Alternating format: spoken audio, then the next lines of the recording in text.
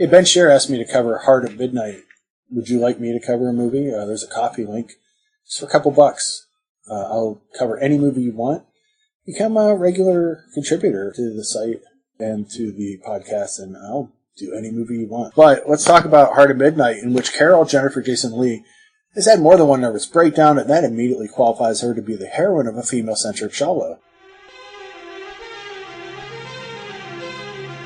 For Carol, hello. It was destiny. It's my duty to inform you, you've just inherited your uncle's nightclub. This woman lives in what used to be a sex club. Now she's hanging around with no clothes on, lighted windows. You want a leg or a breast? Tell me you want to fuck me. Between the madness of what is real. She has a history of hysterical behavior going back to her early teens. I'm sorry. I'm Detective Sharp. And the horror of her imagination. Well, I think that there's something living here with me. Up above the ceiling, underneath the floorboards. Is something haunting. Sensual. Oh, what a beautiful dress. I'd love to see you in that dress. Kiss me. Perverse. Oh. I didn't invite them. I don't even like sex. Now we're talking.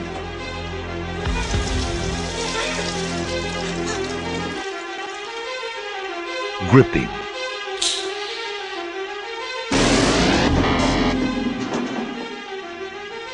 Bizarre.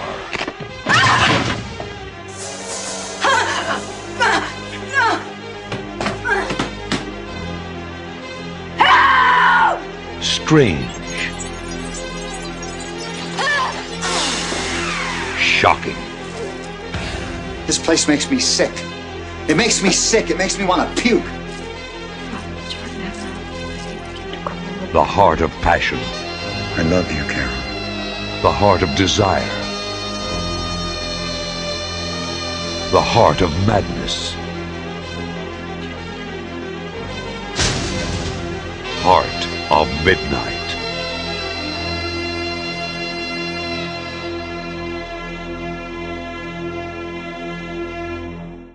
Now she's inherited the Midnight, a broken-down club that for some reason is continually being remodeled despite the fact that the neighborhood it's located in is shady at best. She gets it from an uncle she doesn't remember. Her mother just wants her to sell the place. She decides to reopen it, moves in, and discovers that the Midnight was once a kind of club that people would visit to take care of some very specific needs.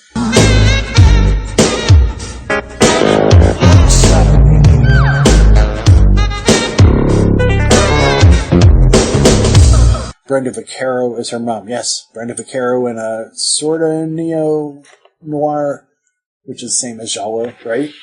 On the first night that our heroine stays at the Midnight, 3 men break in thinking that she wants them to, and while 2 white men assault her, including Steve Buscemi, the lone black man amongst them tries to stop them, which means that the cops shoot him instead of them, making this a sole moment of reality in a movie that exists in another plane. The cops learn of her mental illness and start not to believe her, yet promise to send Lieutenant Sharp, who she thinks is Peter Coyote. Perhaps Peter Coyote's character is a ghost inside the club.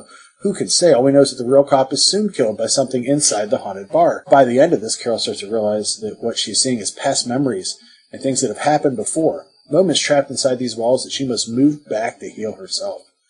Also, Frank Stallone shows up. Writer and director Matthew Chapman should make more movies. He hasn't directed since 2011's The Ledge, but has written a few scripts. That said, the great-great-grandson of Charles Darwin seems busy writing books and being the founder and president of ScienceDebate.org, which advocates that presidential candidates should hold a live debate solely dedicated to science and technology issues. I am 100% behind this. I love that so many reviews complain about how odd and hard to understand this movie is, but when you watch it and just imagine there's someone in it with black gloves and drinking a glass of J&B, it perfectly adds up. So let's do another Jennifer Jason Leigh kind of sort of jolly. Sorta. Single White Female from 1992, a movie I saw as a teenager. Well, 19 or 20, in a theater filled with other young people. And I remember when the scene came up when Allison, Bridget Fonda, accidentally watches Hedra, Jennifer Jason Leigh, masturbating. Everyone was laughing at how awkward it was, but I think about this moment a lot, and not for prurient reasons. Since Allison is discovering not only that the person who's taking over her life is even taking over her bed, it's that Hedra is more secure in her own sexuality and womanhood when she takes over Allison's persona, than Allison herself is. In this city, on this street, in this apartment. Hi, are you Allison Jones? I'm Hedra Carlson. Hedra? That's unusual. When can you move in? An ad for a roommate brought a stranger into Allison's life. Someone Beautiful on you. who shares. Well, it's kind of fun having a girlfriend again. Someone Do you guys know when you'll be back? No, it's kind of an anniversary tonight. Really? who cares. Where the hell have you been? Making me feel like I'm 16 years old here. Someone who borrows. I've got a surprise for you. You've got to be kidding. I love myself like this. It was like looking at myself. It was scary. Someone who steals. Hey, sleepy guy. Allie? No, not Allie. Someone who would kill to be her. Possible bloodstains. You gotta help me, Grim. She's a lunatic, Allie. She needs me. How do you lock the terror out Don't make me come get you! when you've already invited it in? Look at me! Bridget Fonda, I know you weren't yourself when you did this thing. Jennifer Jason Leigh. I know. I was you. Single, white, female. Living with a roommate can be murder. Be careful, she's crazy. Director Barbet Schroeder worked in the genre quite often, which is the Western way of saying that he made gialli that didn't have as much sex or style. Single white female is the exception. Allison has just left her philandering boyfriend and is looking for a roommate when Hedra arrives. Hedra lost her twin in the womb, and as such, she's been seeking a twin ever since. Allison seems to be that person until that lover comes back, which leads to Hetty acting out by launching a dog to its doom, which nearly makes this a slasher. Why do slashers always kill dogs? There's also an astounding moment in this film where Hetty gets a makeover to look exactly like Allison. Then she tricks her way into going down on Allison's lover. He tries to stop her when he realizes she isn't who he thought she was, but then she does what very few female villains do. She assaults him, robbing him of his agency. When he complains, she penetrates his eye and brain with her stiletto hilt. Somewhere out there, Lucio Fulci is clapping like a wild man. Bravo! Bravo!